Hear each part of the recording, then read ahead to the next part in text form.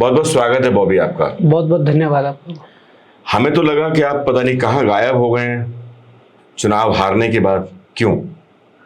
देखिए, चुनाव तो बहुत बाद में हारे जब चुनाव का परिणाम आया, पर वोटिंग के दूसरे दिन से ही हम लगातार अपना जो क्षेत्र था, वो क्षेत्र उत्तरकाशी का हो, टिहरी का हो या अपना देहरादून चकराता से लेकर पूरा क्षेत्र है, हम लगातार लोगों के बीच जा रहे हैं, लोगों के सुख दुख में खड़े हैं। और लोगों के बीच जब जा रहे हैं तो जिस प्रकार से पहले हमारी उपस्थिति देहरादून में अधिकतर रहती थी, तो कहीं ना कहीं वो उपस्थिति कम हुई है और अपने क्षेत्र में ज़्यादा उपस्थिति बढ़ी है। तो इस कारण हम मीडिया से ज़्यादा रूबरू नहीं हो पाए और अपनी जो उपस्थिति हो क्षेत्र में ही हमने ज़्यादा रखी। लोगों को लगा बॉबी कैमरों की दुनिया से थोड़ा दूर चले गए हैं, कहाँ हैं, सब ढूंढ रहे थे इस बात को लेकर। बहरहाल बॉबी, आप लोकसभा क्षेत्र की बात कर रहे हैं अपने, पर जो लड़ाई आप लड़ रहे थे वो तो पूरे प्रदेश को लेकर थी, तो सिर्फ अपने क्षेत्र तक ही सीमित हैं या थोड़ा आगे बढ़ गए हैं बाकी क्षेत्रों? देखिए, आपको मैं अवगत करवा देता हूं कि जब चुनाव समाप्त हुए, जब वोटिंग पूरी हो गई थी, उसके बाद सबसे पहला जो कार्यक्रम है, हमने कुछ दिन क्षेत्र में रहते हुए उसके बाद जो सबसे पहला कार्यक्रम है 10 से 12 दिन का कुमाऊं दौरे पर बनाया था। और कुमाऊं के जितने 6 जिले हैं उन जिलों का भ्रमण किया है और उन जिलों के अलग अलग स्थानों पर भ्रमण करके बैठकें करके लोगों से मिले, क्योंकि हमें जो चुनाव में जो सहयोग रहा प्रत्यक्ष अप्रत्यक्ष रूप से पूरे प्रदेशवासियों का रहा है, तो हमने उन का भी, सबका, उस जनता का भी जो दूर रह के अप्रत्यक्ष रूप से सहयोग कर रही थी, उनका धन्यवाद ज्ञापित करते हुए और अपनी इस टीम को बढ़ाते हुए टीम के साथ पूरे तरीके से लोगों को जोड़ने के लिए जो हमारा प्रयास था वो हमने किया। और कुमाऊं भ्रमण में हम लोगों ने सभी जगह लगभग अपनी जो जिला इकाइयाँ हैं उनको गठित किया और आज वो लोग ग्राउंड पे काम कर रहे हैं। तो मैं यही कहना चाहूँगा कि लड़ाई उत्तराखंड की थी और लड़ाई आगे भी उत्तराखंड के लिए ही जारी रहेगी और उत्तराखंडियत की लड़ाई जारी रहेगी। बॉबी, एक सवाल उठता है जी, चुनाव के बाद आप गढ़वाल की लोकसभा सीट से चुनाव लड़े, जो मतलब लोकसभा, गढ़वाल से मेरा मतलब है गढ़वाल मंडल की टिहरी लोकसभा सीट से चुनाव लड़े। भ्रमण फिर उसके बाद आपने कुमाऊं में किया, क्या वजह है?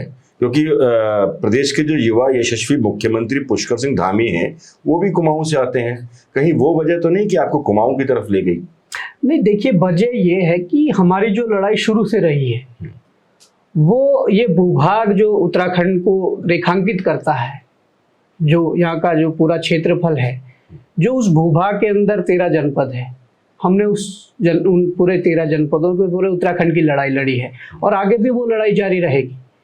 अब यहाँ पर चुनाव में हमने पूरा समय दिया, चुनाव से पहले भी यहाँ रहे, तो कुमाऊं का जो हमारा क्षेत्र था वो बहुत दूर हमसे, मतलब काफ़ी समय से जाना नहीं हुआ, ऐसे आना जाना रहता है।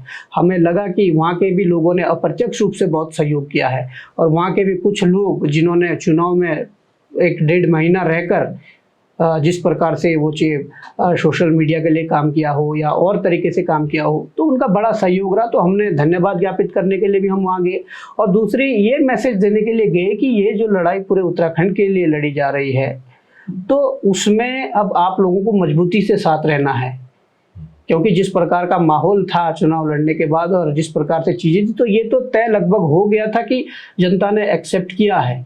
तो हम उन्हें वो मैसेज देने गए थे कि अब सबको संगठित होना है और जिस 2000 में जब उत्तराखंड बनने के बाद जिस प्रकार से कुमाऊं गढ़वाल में इस प्रदेश को बांटा गया है, हम ये मैसेज देने गए थे कि ये एक प्रदेश है, इस भूभाग के अंदर 13 जनपद है, वो कुमाऊं गढ़वाल नाम हो सकते हैं पर सबके विचार एक है, सबकी पीड़ा एक है और सबका लक्ष्य और उद्देश्य एक है और सब इस उत्तराखंड को सर्वसंपन्न बनाना चाहते हैं और अपने इस राज्य को उत्कृष्ट राज्य बनाना चाहते हैं। तो हमें कुमाऊं गढ़वाल में ना बांटकर अपने इस प्रदेश के लिए लड़ाई लड़नी है, इसलिए वो कुमाऊं का दौरा भी बहुत जरूरी था। आमतौर पे जो आज के राजनीतिज्ञ हैं, बड़े बड़े नेता हैं और जो पिछले कई वर्षों से यहाँ की राजनीति कर रहे हैं, उनके बारे में कहा जाता है कि कोई जौनसार का नेता कहलाता है, कोई गढ़वाल का नेता कहलाता है, कोई कुमाऊं का नेता कहलाता है।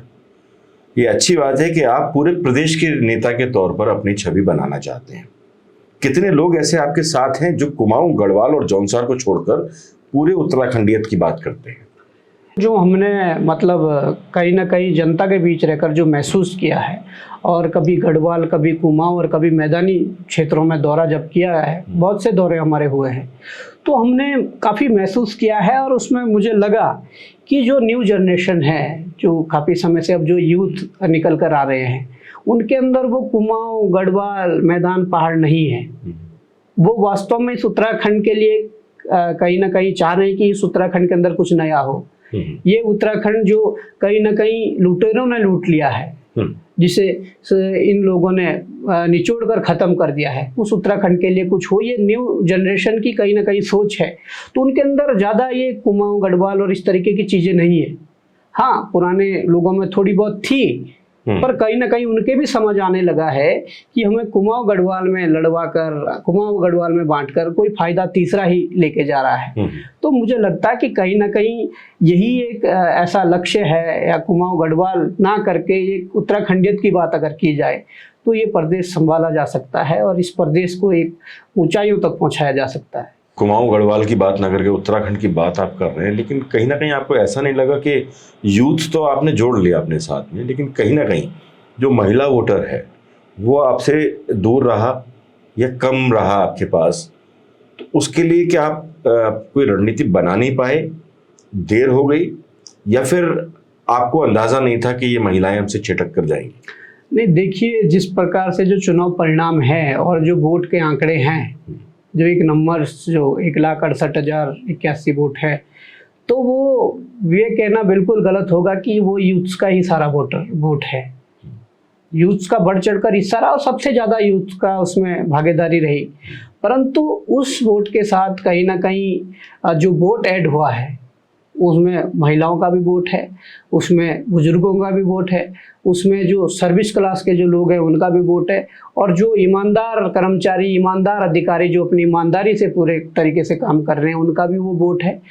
तमाम प्रकार का जो तबका है वो उनका भी वोट है। तो मैं ये कहना चाहता हूँ कि आज तक जब हमने संघर्ष छात्र हितों के लिए किया था तो कहीं ना कहीं छात्रों का जुड़ाव अधिक था, पर आज उन छात्रों के साथ साथ अभिभावकों का भी जुड़ाव हो गया है, और एक बड़ा तबका पूरे प्रदेश के अंदर जिनका सहयोग प्रत्यक्ष अप्रत्यक्ष रूप से मिल रहा है, वो कहते हैं कि जिस प्रकार के आप लोग लड़ाई लड़ रहे हैं, जिस प्रकार के आप लोग फैसले ले रहे हैं, तो कहीं ना कहीं उन्हें भी लगता है कि जुड़कर फायदा है और कुछ ना कुछ आगे भविष्य में यहाँ से कुछ निकलेगा।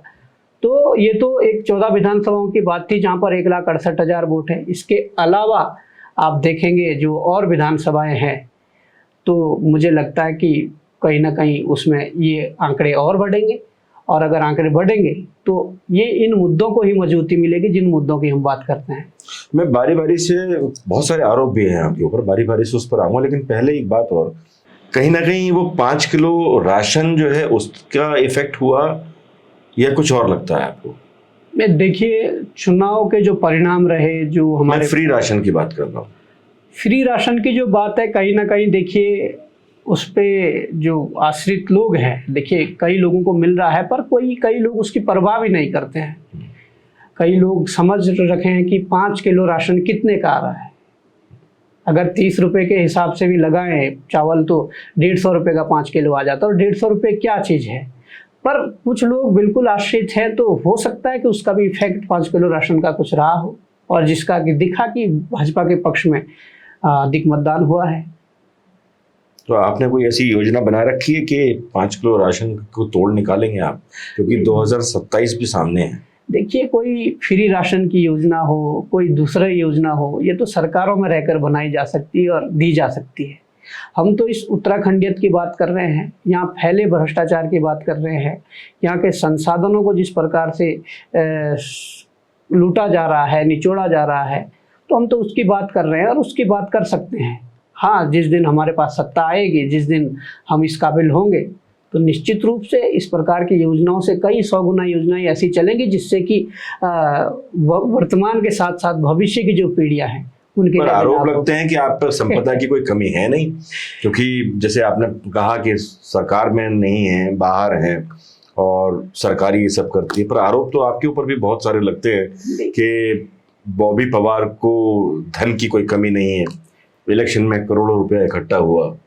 देखिए, आरोप प्रत्यारोप राजनीति में लगते रहते हैं, पर वो आरोप सिद्ध कब होंगे वो सरकारों ने भी बहुत बार कोशिश की है, हमारे अकाउंट खंगाले गए, हमारी जांचें की गई, तो उसमें क्या चीज़ें मिली, अकाउंटों में हजार हजार रुपए कभी मिले, कभी कुछ हुआ, तो वो सारी चीज़ें सामने आई जाती है। आरोप आप कुछ भी लगा दो।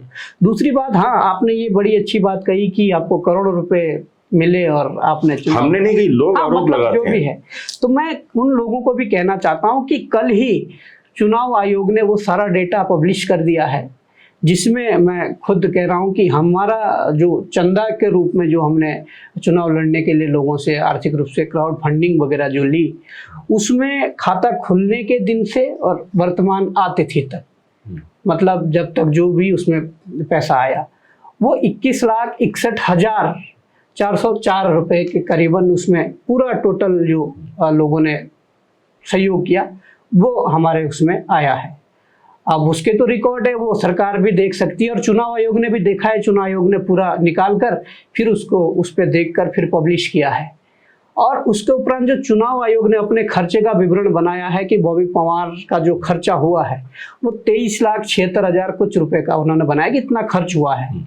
तो 21 लाख कुछ रुपए आया है, 23 लाख कुछ खर्च हुआ है, तो ठीक है, करीबी मामला है, लोगों ने चुनाव अच्छे से लड़वाया है। और इसके अलावा जनता ने अपने अपने संसाधन लगा के अपने तरीके से, अपने बहानों से, अपने इस तरीके से जो अपने तरीके से किया, वो खर्चा जनता का है, अलग है।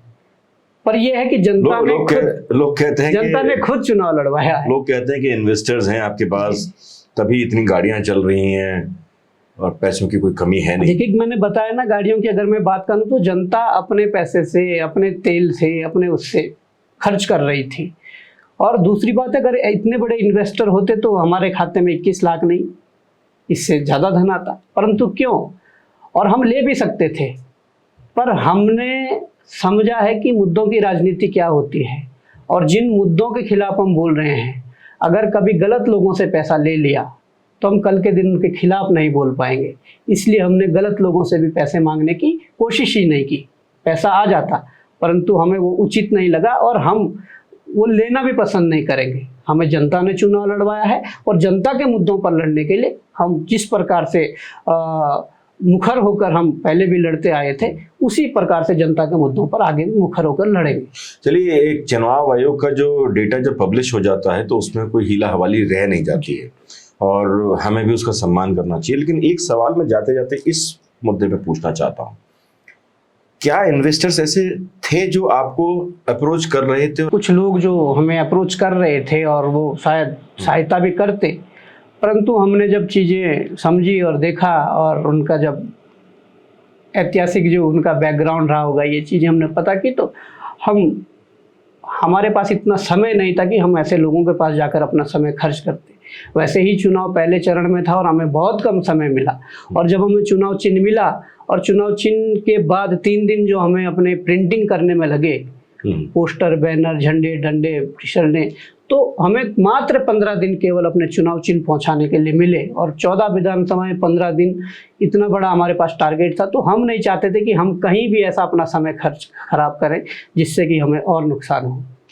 पूरा कर पाए थे उन 14 विधानसभाओं को कवर कर पाए थे आप? बिल्कुल। देखिए, जो हमारा सबसे बड़ी हमारे लिए चुनौतियां थी वो थी कि पहाड़ों की विधानसभाएं क्षेत्रफल की दृष्टि से बहुत बड़ी बड़ी विधानसभाएं हैं और पहाड़ों के अंतिम गांवों तक अपने चुनाव चिन्ह पहुंचाना, अपने झंडे, डंडे और अपना बस्ता पहुंचाना, वो बड़ी चुनौतियां थी।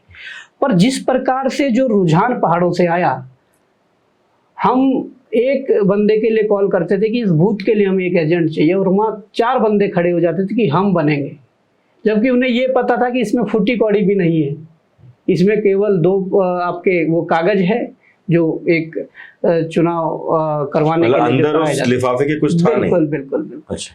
तो लोगों ने इतनी दिलचस्पी दिखाई और लोग सुबह 7 बजे से लेकर और शाम के 5-6 बजे तक अपने बूथ पर डट के रहे और उसका आपने देखा होगा कि परिणाम पहाड़ों की बूथों पर क्या ज़बरदस्त रहा।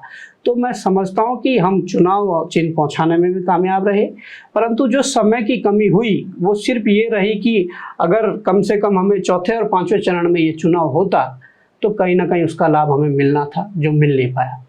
एक चीज़ है बॉबी, आप कहते हैं फंड्स आपके पास, मतलब 20-21 लाख रुपए जो फंड है, वो कोई इतना बड़ा फंड नहीं है कि आप उससे चुनाव लड़ पाए। आपने चुनाव लड़ा, पब्लिक ने चुनाव लड़वाया, ये बात समझी जा सकती है। लेकिन साथ ही साथ आप और आपसे संबंधित बहुत सारे बेरोजगार संघ के लोग ये कहते हैं कि वो 2027 की तैयारी भी कर रहे हैं। टिहरी गढ़वाल लोकसभा क्षेत्र को समझा जा सकता है कि आप वहां के रहने वाले हैं और बहुत सारे करीबी आपके परिवार के लोग, आपके गांव के लोग, बहुत सारे लोग ऐसे थे जिन्होंने सपोर्ट किया आपको। पर जब बात 2027 के विधानसभा चुनाव पर आकर अटक जाती है तो वहां 70 सीटों पर एक तो चुनाव है, दूसरी बात कि वहां पर चुनाव लड़ने के लिए पैसों की जरूरत होती है। तो कैसे कर पाएंगे आप, कैसे लड़ा जाएगा चुनाव? देखिए, चुनाव अगर एमपी का लड़ लिया है तो अब एमएलए तो लड़ना पड़ेगा, ये स्पष्ट रूप से हो गया है। और हम तो चेहरे तराशेंगे कि संघर्ष के साथी कौन है, संघर्ष कौन कर सकता है, ईमानदार कौन है, ईमानदारी से कौन लड़ सकता है, तो वो चेहरे तराशेंगे।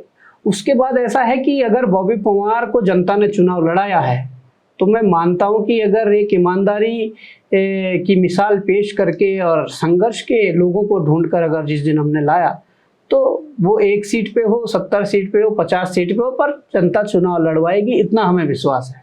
आपका क्या मानना है कि वो जो चेहरे हैं वो 70 चेहरे तराशने का आपका लक्ष्य है या थोड़ा कम हो सकते हैं वो चेहरे? नहीं, देखिए, अभी तो कोई ऐसा हमारा कुछ है नहीं कि भाई 70 लड़ना है, क्या है। पर ये जरूर है कि अब बॉबी पवार ने एमपी का चुनाव लड़ लिया है तो बॉबी पवार घर बैठने वालों में से नहीं है। और घर बैठ भी जाएंगे तो जिस जनता ने भरोसा करके हमें वोट दिया है वो फिर जनता गाली देगी, वो जनता हमें कोसेगी। अब बॉबी पवार की तो मजबूरी हो गई है कि एमपी लड़ लिया, एमएलए लड़ना ही पड़ेगा, ये तय हो गया है।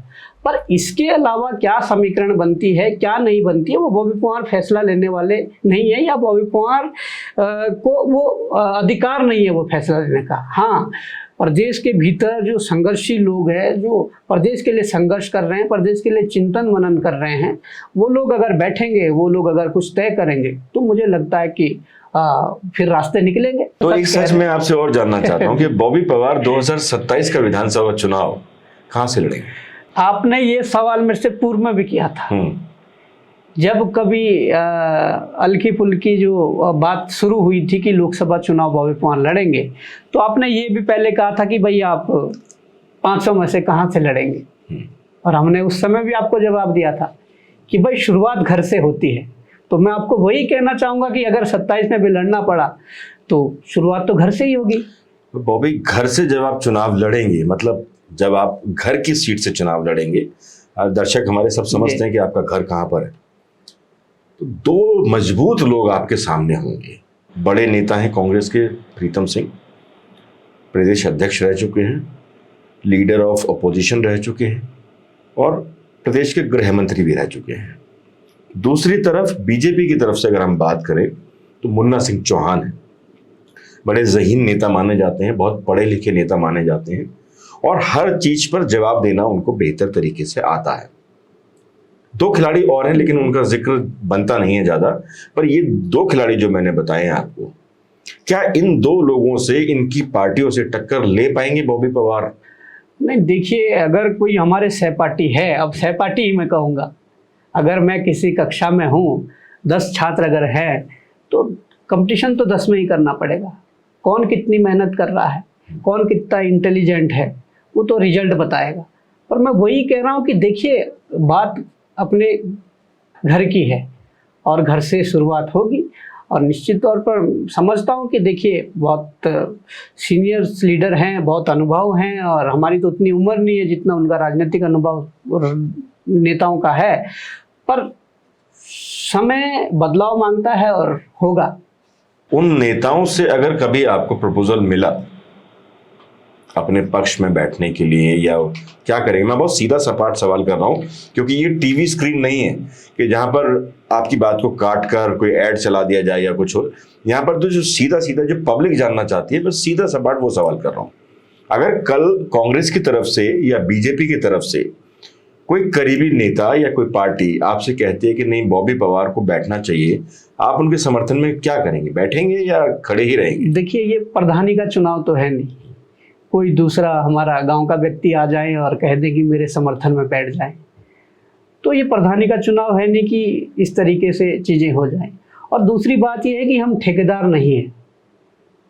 अगर हमें ठेकेदारी करनी होती तो दूसरे तरीके से करते कि आप आ जाइए, ये टेंडर ले लीजिए और ये कर लीजिए। देखिए, ये आमने सामने की लड़ाई है और ये विचारों की लड़ाई है, और ये उस क्षेत्र को, उस प्रदेश को जो भ्रष्टाचार की आग में जल रहा है, जो प्रदेश 24 वर्षों में जैसा बनना चाहिए था वैसा नहीं बना, उस प्रदेश को उस ओर ले जाने की बात है। तो ये सीधी सिद्धांतों की लड़ाई है और राजनीतिक लड़ाई है। तो मैं कहना चाहूँगा कि ऐसे कोई प्रपोजल पूर्व में भी बहुत आए हैं और अब भी आएंगे, पर बॉबी पवार पर उसका असर नहीं होने वाला। लोगों के बीच अभी जाकर पूरे प्रदेश में जो चीज़ें चल रही है उनको लेकर गहनता से विचार विमर्श किया जाएगा।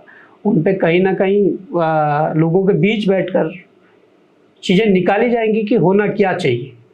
जैसा जनता तय करेगी हम वैसा ही करेंगे। अब बॉबी पवार आज केवल बॉबी पवार कोई फैसला ले लें तो आज वो फैसला कहीं ना कहीं मुझे लगता है वो गलत है। हाँ, बॉबी पवार के समर्थक हैं, बॉबी पवार को चाहने वाले लोग हैं, बॉबी पवार को आगे बढ़ाने वाले लोग हैं, वो जो फैसला लेंगे वो सर्वमान्य होगा और उसी फैसले पर आगे बढ़ा जाएगा। एक और सवाल है जो सीधे सीधे तौर पर आपसे जवाब चाहूंगा। केंद्र की मोदी सरकार और प्रदेश की युवा पुष्कर सिंह धामी की सरकार कहती है जीरो टॉलरेंस की सरकार चल रही है, भ्रष्टाचार नील है, फिर आप सरकार के पीछे क्यों पड़े हैं हाथ धोकर? नहीं, देखिए, हम सरकार के पीछे कहाँ पड़े हुए हैं। हम तो संघर्ष कर रहे हैं और भ्रष्टाचार के खिलाफ कर रहे हैं। तो वो सरकार तो कहती है भ्रष्टाचार है ही नहीं। जिस भ्रष्टाचार की सरकार बात कर रही है कि जीरो टॉलरेंस है, तो अगर भ्रष्टाचार नहीं है तो जो हम खुलासे कर रहे हैं, जो हम तथ्य ला रहे हैं, जो साक्ष्यों के साथ हम बात कर रहे हैं, उनको या तो एक सिरे से नकार दीजिए और बॉबी पवार को जेल डाल दीजिए कि भाई ये तो पागल है, दिवालिया घोषित कर दीजिए, ये तो ऐसे ही बोलते रहते हैं। और अगर ऐसा नहीं है, अगर हम जो तथ्य ला रहे हैं, जो साक्ष्य ला रहे हैं, जो बात बोल रहे हैं वो अगर सही है तो फिर जीरो टॉलरेंस किस बात का, फिर कार्रवाई क्यों नहीं हो रही है? देखिए, समस्या ये है कि बोलने में, कहने में कुछ और बातें चल जाती है। मतलब कथनी और करनी का जो अंतर है वो बहुत ज़्यादा दिखाई दे रहा है। हमने तो जितनी भी चीज़ें लाई है, क्योंकि ये तो हमें भी डर है कि जिस दिन हमने सरकार के खिलाफ कुछ बिना तथ्यों के, बिना साक्ष्यों के और गलत चीज़ बोल दी तो उस दिन सरकार हमें जेल भेजने में कोई कसर नहीं छोड़ेगी, 2 मिनट नहीं लगाएगी जेल भेजने में। पर अगर हम तथ्यों के साथ आ रहे हैं, प्रमाणों के साथ आ रहे हैं, तो आज सरकार देखिए अपने जो जिस प्रकार की चीज़ें वो करना चाह रही है, विज्ञापनों में और टीवी चैनलों में बराबर वो चला रहे हैं कि सरकार ने ये कर दिया, वो कर दिया, ऐसा कर दिया। पर वास्तविकता क्या है? वो है जो कि हर एक दिन मैं और मेरे जैसे कई युवा और हमारे जैसे कई प्रदेशवासी जो इस भ्रष्टाचार में कहीं ना कहीं जूझ रहे हैं, वास्तविकता वो है। आप एक यूथ आइकॉन बनकर सामने आ रहे हैं, यूथ लीडर भी हैं, बेरोजगार संघ के अध्यक्ष हैं, प्रदेश के मुख्यमंत्री भी युवा मुख्यमंत्री के तौर पर जाने जाते हैं। आपने कभी कोशिश नहीं की कि ये व्यक्तिगत तौर पे मैं उन्हें मिलूं, उन्हें बताऊं कि ये सब परेशानियां चल रही हैं? आखिरकार करप्शन उनके भविष्य पे भी एक दाग है, अगर करप्शन जेन्युइनली है तो। और क्या उन्होंने आपको अपने पास बुलाकर ये सब चीजें जानने की कोशिश की ताकि पुष्कर सिंह धामी इस पर कोई स्टेप ले सकें? नहीं, देखिए, हम तो कई बार मिले भी हैं और हमने कई बार सामने टेबल के सामने कागज रखकर और बातें रखकर भी दिखाया है कि ये चीज़ें हो रही हैं। अब मुखिया ही उस पर एक्शन नहीं लेना चाह रहे हैं। माना नहीं उन्होंने? कहाँ से माना? हम लोगों ने जो चीज़ें बताई उन पे कहाँ कार्रवाई हुई? वो अगर देखा जाए तो मुख्यमंत्री ने खुद ही अपने चारों ओर ऐसे लोग बिठा दिए हैं या उन लोगों की ऐसी गलत तरीके से नियुक्तियां कर दी है कि आप कह क्या सकते हैं। तो हमने तो चीज़ें सारी रखी है। दूसरी बात यह है कि इनके LIU और IB की रिपोर्ट भी डेली जा रही है, इनको सब पता है, इनको सब पता है, फिर भी ये जो अपना जो दिमाग है, जो माइंड है, वो दूसरी ओर डाइवर्ट करना चाह रहे हैं। मतलब कहने का ये है कि अगर हम कोई बात कह रहे हैं, कोई भी संगठन कोई बात कह रहा है, कोई भी प्रदेश हित का व्यक्ति प्रदेश के लिए कोई बात कह रहा है, तो उस पर अगर शासन प्रशासन की नज़र पड़ जाए तो उस पर कार्रवाई होनी चाहिए। पर ये लोग क्या करते हैं कि ये व्यक्ति सवाल उठा रहा है, इस व्यक्ति को दबाने के लिए क्या हो सकता है, क्या इसके लूप होल्स है कि कैसे ये दबेगा, इस प्रकार की रणनीतियां बनाने लग जाते हैं। तो मुझे लगता है कि ये तो प्रदेश हित में नहीं है। अच्छा, जब आप जाते हैं वहाँ पर, जब भी मुलाकात की है आपने, पेपर्स आपने रखे हैं, तो जवाब मिला क्या एग्जैक्टली अगर वर्ड टू वर्ड बात की जाए तो? देखिए, जवाब सामने तो मिल जाता कि कार्रवाई करेंगे, परंतु कार्रवाई होती नहीं है। यही है सबसे बड़ी समस्या, तो यही है कि ठीक है हो जाएगा, पर होगा कब? होगा कब जब इस प्रदेश को लूट खसोट लोगे। पर यहाँ तो ये बात हो रही है कि सब चीज़ें बिल्कुल सही सिस्टम के साथ चल रही हैं और प्रदेश में बिल्कुल। कहाँ सिस्टम के साथ चल रही है? आपने देखा होगा एसडीएम की फर्जी नियुक्ति हो जाती है। आपने देखा होगा 4200 ग्रेड पे वाले को 5400 ग्रेड पे दिया जाता है। आपने देखा होगा कि जिस अधिकारी पर दोष सिद्ध हो जाता है जांच में कि ये दोषी है, उन लोगों को डायरेक्टर बना दिया जाता है। उसके बाद अनेकों ऐसे, देखिए हम तो ये तो हमारे मुंह पे सीधे जीभ पर ये मुद्दे हैं, परंतु हमने जब फाइलें खोली शुरू की, हमारे पास तो अलमारियां भर गई है फाइलों से। तो हमने जब देखा तो ऐसे अनेकों मुद्दे हैं, तो फिर कहाँ प्रदेश। तो आपने ये सब चीजें, अगर ऐसा है तो आपने ये सब चीजें पीएमओ भेजने की कोशिश की? देखिए, अब बात पीएमओ की है तो पीएमओ तो हमने कई लेटर भेजे हैं, भर्ती घोटालों को सीबीआई जांच को लेकर भी भेजे हैं। कोई जवाब आया? जवाब कुछ नहीं, जिसमें एक आध में जवाब भी आता है वो सीधे एक चिट्ठी 1 पेज की आ जाती है कि हमने मुख्य सचिव उत्तराखंड को निर्देश कर दिए हैं या यहाँ पर मुख्यमंत्री कार्यालय को निर्देश कर दिए हैं, और उसके बाद तो कोई कार्रवाई होती नहीं है। दूसरी बात ये है कि हाँ, हमने सड़कों पर लड़ाइयाँ लड़ी है, हमने प्रेस कॉन्फ्रेंस के माध्यम से खुलासे किए हैं। तो उस दौरान हमने लगातार, मतलब ये है कि बहुत सारे मुद्दे उठाए और बहुत से खुलासे किए। पर हाँ, धीरे धीरे अब हमने बदलाव, चेंजेस थोड़ा ये लाया है कि अब सड़कों और मीडिया के अतिरिक्त हम लोगों ने मामले न्यायालय में भी डालने शुरू किए हैं। हमेशा देखा जाता है कि आपकी तरफ से सिर्फ एक ही चेहरा नजर आता है, बॉबी पवार का, कोई भी प्रेस कॉन्फ्रेंस हो। तो ऐसे में क्या माना जाए, बॉबी के पास सेकंड लीड जनरेशन है या नहीं है? नहीं, हमारे पास तो क्यों नहीं है। हमारे एक बॉबी पवार क्या कर लेगा, पर उसके साथ जब बहुत से यूथ जुड़े हुए हैं, बहुत से ऐसे लोग हैं जो संघर्ष कर रहे हैं, तो तभी तो आज बॉबी पवार है। और बेरोजगार संघ एक बहुत कहीं ना कहीं बहुत एक संगठन के रूप में, बड़ी शक्ति के रूप में है। तो बहुत से लोग हैं, पर हाँ, कई मुद्दों पर मुझे खुद सामने जरूर आना पड़ता है, क्योंकि बहुत से लोगों की डिमांड्स रहती है और कि भाई बॉबी पवार ये मुद्दा क्यों नहीं उठा रहे हैं, इस पर क्यों नहीं बोल रहे हैं। तो कहीं ना कहीं हमारी भी मजबूरी हो जाती है कि फिर हमें ही आना पड़ता है। नहीं तो हम लोगों तो कई बार कई मुद्दों पर हमने अपने साथियों को आगे किया है और उन लोगों ने बखूबी उन मुद्दों पर बड़े जिम्मेदारी के साथ उन काम को निभाया है। अच्छा, एक चीज़ और है बॉबी, आपने जब शुरुआत की तो पेपर लीक के मामले थे, फर्जी नियुक्तियों के मामले थे, यूथ का मामला था। पर जब आप पब्लिक डोमेन में उतर जाते हैं, जब आप पॉलिटिकल उसमें आ जाते हैं, तो सिर्फ एक मुद्दा नहीं रह जाता। प्रदेश में इनके भ्रष्टाचार की बात अगर हम करें, भ्रष्टाचार के अलावा और कौन कौन से मुद्दे हैं जो लगता है आपको कि ये ज़रूरी है और ये अभी तक ठीक नहीं हो रहे हैं? अभी हाल ही में एक बडौला केस हुआ, यहाँ माना ये भी जाता है कि यहाँ पर ब्याज माफिया, जिसे हम कहते हैं, ब्याज माफिया सक्रिय है। इसके अलावा यहाँ पे और बहुत सारी चीज़ें, जिस जगह आप चले जाइए वहाँ आपको नज़र आएगा, चाहे वो आप मेडिकल फील्ड में चले जाइए, आप पब्लिक फाइनेंस की फील्ड में चले जाइए, या किसी भी फील्ड में चले जाइए, आपको दिखाई देता है। उन जगह पे बॉबी पवार कब पहुँच रहे हैं? बडौला में मैंने आपको देखा, वहाँ थे आप। इसके अलावा और बहुत सारे मुद्दे हैं। नहीं, देखिए, ये आपने बात सही कही है कि अब बॉबी पवार चुनाव लड़ गए थे कि अब बॉबी पवार एक उन मुद्दों के लिए नहीं है जो उठा रहे थे। हमारे चुनाव लड़ने के बाद हम राजनीतिक व्यक्ति हो गए हैं और हर मुद्दे से हमारा जुड़ाव और होना चाहिए और हर मुद्दे से जोड़ा भी जाता है। तो आपने जितने भी केसों की बात की है, आपने रवि बडौला हत्याकांड की बात की है, ठीक है। मैं 2-3 दिन से क्षेत्र में था, जब मैं पहुंचा तो सीधे वहीं पर गया, तो चीज़ें हमने देखी और वहाँ पर हम लोगों ने उनके समर्थन में भी चीज़ें की और वो कानून व्यवस्था पर सवाल उठता है कि कानून का जो डर है वो लोगों के अंदर से समाप्त हो चुका है। लोगों के अंदर से मतलब जो क्रिमिनल है उनके अंदर से समाप्त हो चुका है, जो दिन दहाड़े ऐसी चीज़ें कर दे रहे हैं, जो बहुत सी घटनाएं ऐसी हो रही है, वो कानून व्यवस्था पर प्रश्न चिन्ह उठता है। इसके अलावा आपने बात कही कि भाई एक पेपर लीक और बेरोजगारी के अलावा बहुत से मुद्दे हैं। हाँ, बहुत से मुद्दे हैं। हरिद्वार में एक रेप हुआ, मर्डर हो बहुत गया, सारी चीजें हैं, अंकिता हत्याकांड है, हरिद्वार वाला है, बहुत सी चीजें हैं। पर 24 वर्षों में जो वास्तव में इस प्रदेश को मिलना चाहिए था वो मिला नहीं। सबसे बड़ी बात है कि जो प्रदेश हित में जो नीतियां बननी चाहिए थी, सबसे बड़ी लड़ाई अगर भविष्य की है तो वो नीतियों की लड़ाई है।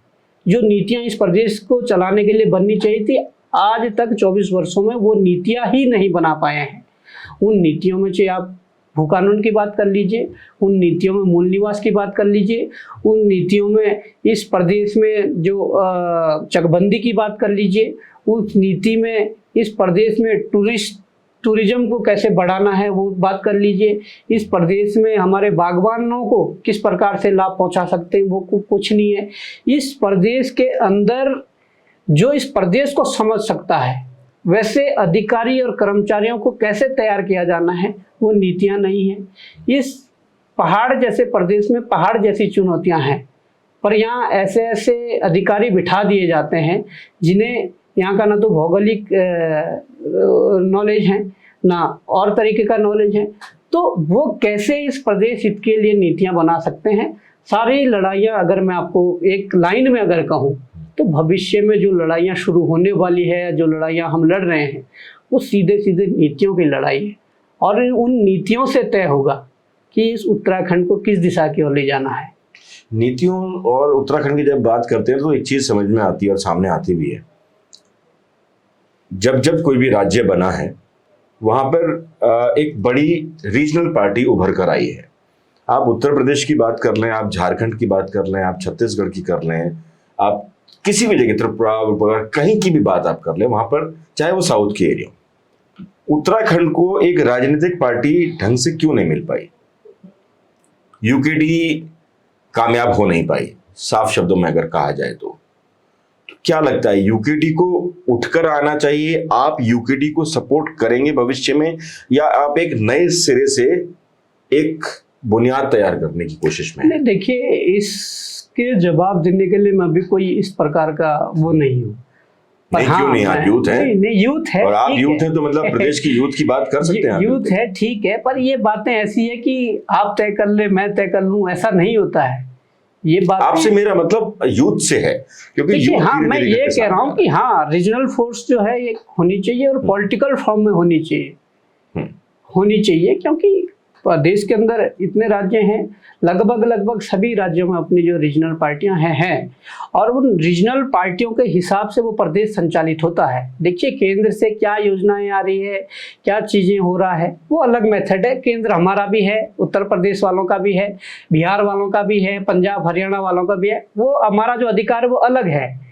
पर प्रदेश के भीतर प्रदेश को संचालित करने वाले लोग हैं, प्रदेश के बारे में कितना सोच रहे हैं, प्रदेश को किस दिशा की ओर ले जा रहे हैं, वो वही रीजनल फोर्सेस जो है वो तय करने वाली अगर होगी तो प्रदेश का हित इसमें है, मैं ये कहना चाहता हूँ। हो पाएगा ये?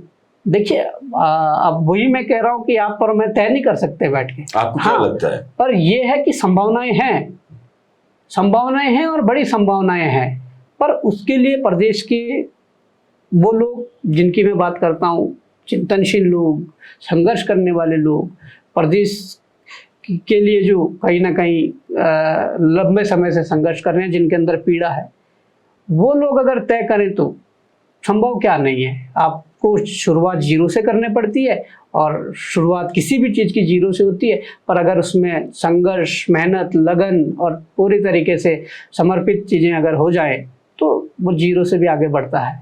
मैं बात यहाँ समाप्त करूंगा, लेकिन समाप्त करने से पहले अगर बात मैं आपके आवाज़ की ना करूं तो बात अधूरी रह जाएगी। कैसा है आज के टाइम में आपका आवाज़? बरसात बहुत हो रही है, यहाँ से थोड़ी ही दूर आगे चलकर आपका आवाज़ है। देखिए, बरसात जब शुरू हुई थी, जब मानसून का जब एंटर हुआ तो उस दौरान तूफान 1-2 दिन में बहुत ज़्यादा आए थे, तो जो हमारा धरना स्थल था, जो आवास था, आशियाना था, वो उस तूफान में उड़ गया था, पूरी तरीके से डैमेज होकर गिर गया था। तो युवाओं ने फिर हिम्मत बांधकर, हिम्मत जुटाकर उसी आशियाने को दोबारा खड़ा किया, उसमें नई तिरपाल लगाई, उसमें नए बांस लगाए, तब जाकर वो दोबारा खड़ा किया। और वही संघर्ष की स्थली है, जो संघर्ष का स्थान है, उसे आज भी वो बनाए हुए हैं। और मुझे लगता है कि कहीं ना कहीं उसी स्थान से एक ऐसी ऊर्जा मिलती है इस प्रदेश के मुद्दों पर लड़ने के लिए, यहाँ के नौजवानों के अधिकारों पर लड़ने के लिए। और कहीं ना कहीं वो एक ऐसा स्थान है जहाँ से हमें ऊर्जा मिल रही है। हमसे बात करने के लिए बहुत बहुत शुक्रिया। बहुत बहुत धन्यवाद।